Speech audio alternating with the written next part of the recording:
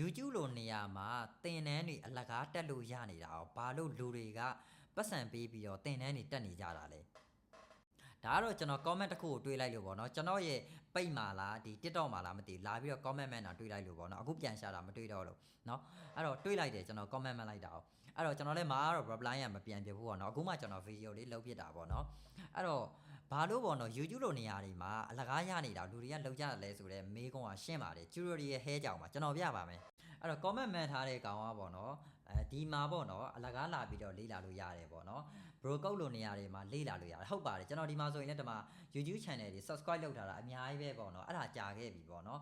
အဲ့တော့ဒီကောင်တွေကိုလည်းကျွန်တော်ကြည့်ပြီးတော့လေးလာခဲ့တယ်အဲ့တော့ဒီမှာဆိုရင်လည်း video တွေအများကြီးပဲနော်ဒီ video တွေကြည့်ပြီးတော့လေးလာလို့ရတယ်ဒါတွေကအလကားရတဲ့ဟာတွေအခုလို internet ခေတ်မှာ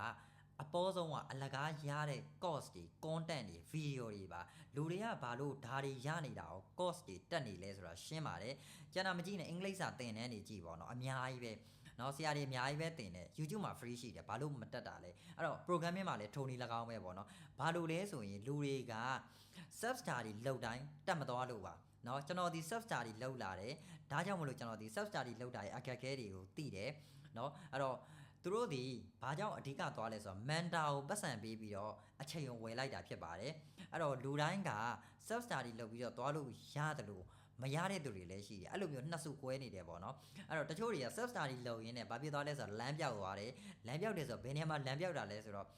မတက်သွားတာမဟုတ်ဘူးနော်တက်သွားတယ်ဒါပေမဲ့ tutorial တွေကအတိုင်းကြည့်ပြီးတော့လုံတတ်တဲ့အဆင့်မှာပဲရက်နေတာအဲ့ဒီနေရာကိုကျွန်တော်တို့က tutorial hair လို့ခေါ်တယ်ပေါ့နော်ခုနကကျွန်တော်ပြတဲ့ bro ကုတ်မှာဆိုရင်လည်း tutorial တွေအများကြီးရှိတယ် video တွေအများကြီးပဲရှိတယ်ခင်ဗျားတို့အဲ့ဒါအကုန်ကြည့်နိုင်လားမကြည့်နိုင်ဘူးเนาะကျွန်တော်လည်းမကြည့်ဘူးပြင်းလို့ okay အဲ့တော့ဒါကြောင့်မလို့လူတွေကပတ်စံပေးပြီးတော့ပေါ့နော် structure တဲ့ပတ်ဝေးကိုဝယ်ရတာပေါ့နော်ဥမာထားပါကျွန်တော်တို့ဒီ international college ကိုသွားတယ်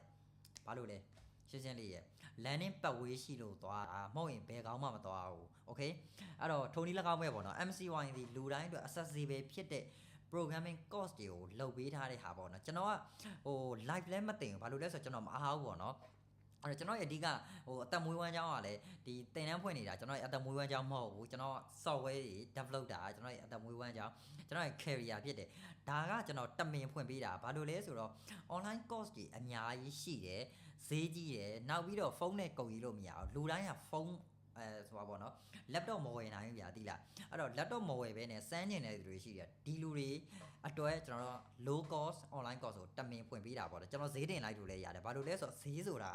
တင်တန်းဖွင့်တဲ့သူတွေရဲ့ပါဇက်ထဲမှာပဲရှိတာဗျာတိလားအဲ့တော့ဒါကိုကျောင်းသားတွေအနေနဲ့နားလည်မယ်လို့ထင်တယ်ကျွန်တော်ရှင်မှာ online course တွေလာပြီးတော့တက်လို့ရတယ်